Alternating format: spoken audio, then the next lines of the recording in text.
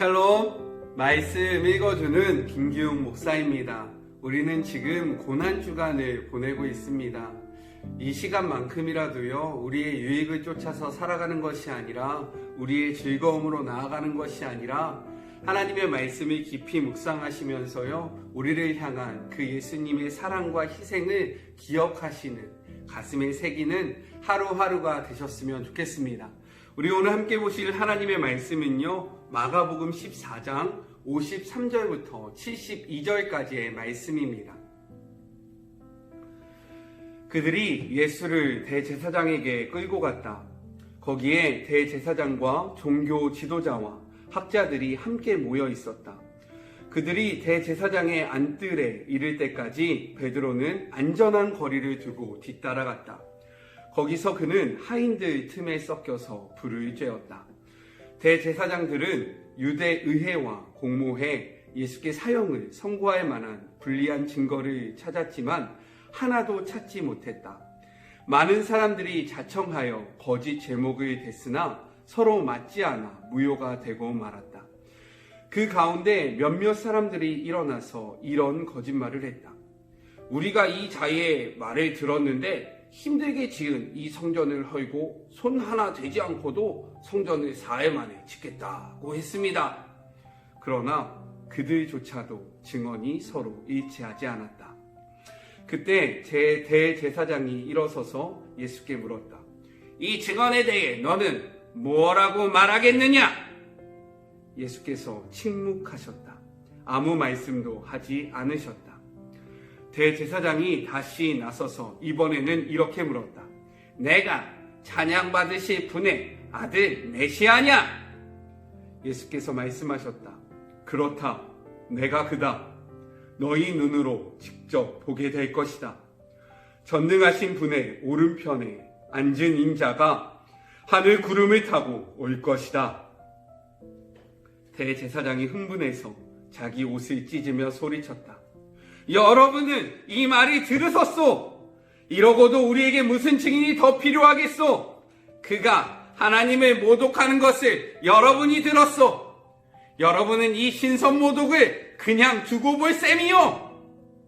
그들은 일제히 예수를 정죄했다. 사형 선고가 내려졌다. 그들 가운데 몇 사람이 예수께 침을 뱉었다. 그들은 예수의 눈을 가린 채 그분을 치면서 말했다. 너를 친 사람이 누구냐? 알아맞혀봐라. 경비병들은 그분을 주먹과 손바닥으로 때리면서 끌고 갔다. 이 모든 일이 벌어지는 동안 베드로는 안뜰 아래쪽에 있었다.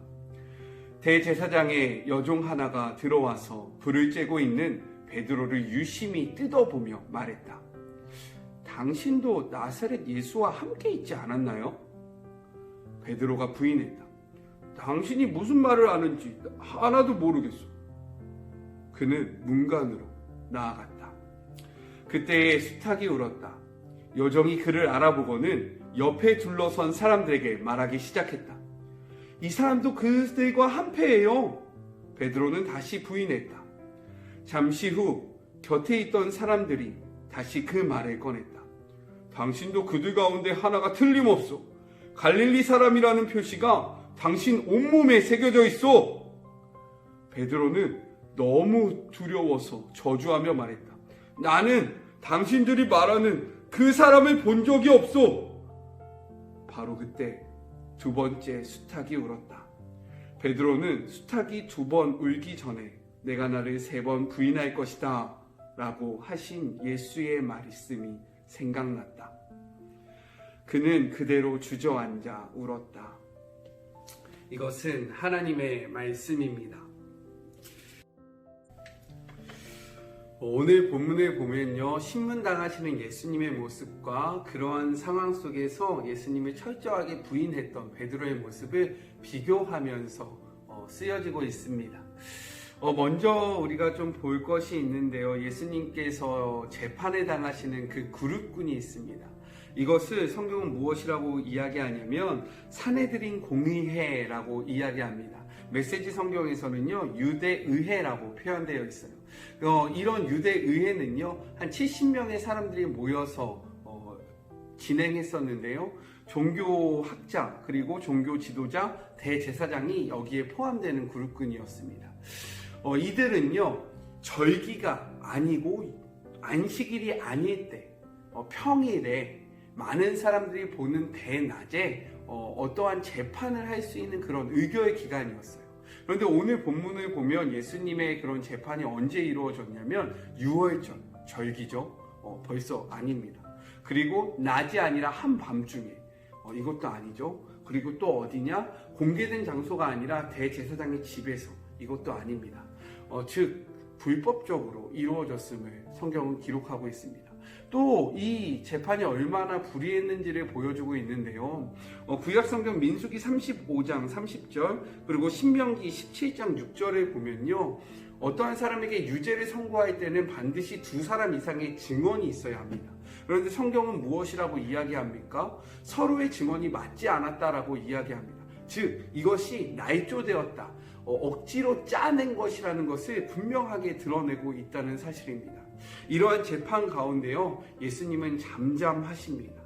그런데 대제사장이 묻는 거죠. 너가 하나님의 아들 메시아냐? 그러니까 예수님이 처음으로요 공적으로 자신이 메시아임을 드러냅니다. 그래, 내가 하나님의 아들이다. 왜 그랬을까요? 왜 지금까지는 비밀로 하시다가 이제야 자신이 메시아라는 것을 드러냈을까요? 혹시 카이로스 기억하고 계십니까? 하나님의 때가 왔기 때문입니다. 하나님의 뜻을 이룰 때가 왔다는 것을 아셨기 때문에 이제 예수님이 공적으로 자신이 메시아라는 사실을 드러낸 거죠. 그런데 이 이야기를 들은 대제사장이 자신의 옷을 찢습니다. 유대 사회에서는요 극도한 슬픔 그리고 정말로 극심한 분노를 느낄 때 그 감정을 표출할 수 있는 방법이 있었는데 그것이 그 옷을 찢는 것이었습니다. 대제사장은 이 옷을 찢으면서요 신선 모독을 하고 있는 예수님을 더 이상 우리가 증인도 필요 없다, 이는 바로 그냥 죽이면 된다 라고 이야기를 합니다. 이러한 이야기 속에서요 베드로가 이제 등장을 하게 되는데요. 성경을 보면 안전한 거리를 두고 뒤따라왔다라고 이야기합니다. 예수님이 그 대제사장들 무리에게 끌려갈 때요 많은 제자들, 모든 제자들은 도망갑니다. 그런데 도망갔던 그 베드로가 다시금 그 모습을 돌이켜서 멈발치지만 예수님을 뒤쫓아갔다라는 거예요. 그가 정말로 진심으로 예수님을 사랑했다라는 그런 인간적인 모습을 볼 수 있는 표현입니다. 그런데 이 인간적인 감정이 얼마나 연약했는지 이 뒤의 모습을 보면 계속해서 나옵니다. 왜냐하면 오늘 뒤에 나오는 본문 속에서 베드로는 예수님을 3번이나 부인하기 때문입니다. 단순한 부인이 아니라요 이 부인은 점점점 강도가 심해지는데 마지막 부인에는 예수님을 저주했다라고까지 성경은 기록합니다. 그때 어떠한 일이 벌어집니까? 닭이 우는 거죠. 닭이 우니까요 그가 잊었던 하나의 그런 말씀이 기억납니다. 무엇이냐면 너가 닭 울기 전에 나를 부인할 것이다 라는 그 말씀이 기억났다는 거예요. 저는 오늘의 이 말씀을 통해서 우리의 삶 속에서도 이러한 닭 울음소리가 들렸으면 좋겠습니다. 왜냐면요 그 닭 울음소리 때문에요 베드로가 자신의 모습을 제대로 바라봤고요 그리고 자신이 얼마나 감정적으로 예수님을 믿었는지 깨달았고요 그리고 자신이 얼마나 연약하고 비참한지를 확실하게 느꼈기 때문입니다. 고난주간을 맞이하고 있는 우리에게요 오늘 한 날이 이러한 시간이 되었으면 좋겠습니다. 우리 자신을 철저하게 돌아보는 한 날이 되었으면 좋겠고 내가 감정적으로 예수님을 믿는다라고 이야기했지만 내가 얼마나 예수님을 바르게 쫓지 못했는지를 확인하시는 시간이 되셨으면 좋겠고 이러한 모습을 진정으로 회개하는 그런 한 날이 되었으면 너무나도 좋겠습니다. 왜냐하면 회개가 있을 때 회복이 있기 때문이에요.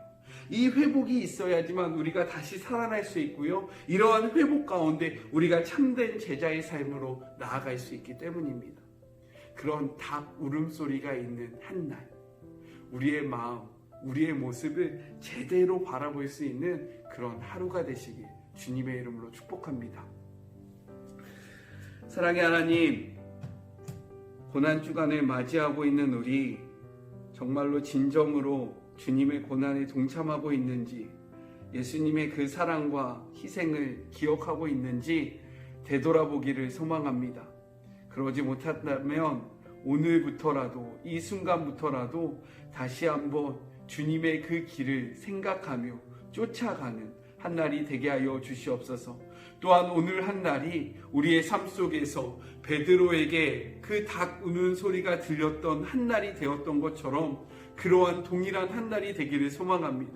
그리하여 우리가 우리의 모습을 바라보기를 소망하고 우리의 모습을 회개하며 진정으로 우리가 주님의 앞에 나아가는 그런 복된 한 날이 되기를 소망하오니 하나님께서 역사하여 주시고 잊어버렸던 말씀을 기억하는, 우리를 향한 하나님의 뜻을 발견하는 그런 복된 하루가 되게 하여 주시옵소서.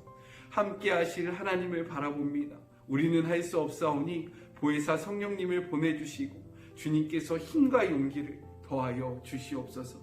지금도 우리와 함께 하시는, 우리를 너무나도 사랑하시는 예수님의 이름으로 기도드립니다. 아멘. 말씀을 기억하시는 하루가 되셨으면 좋겠고요. 그 말씀 앞에 우리의 모습을 되돌아보시는 그런 한 날이 되시길 소망합니다. 주님의 이름으로 사랑하고 축복합니다. 복된 날 되세요. 샬롬. 안녕히 계세요.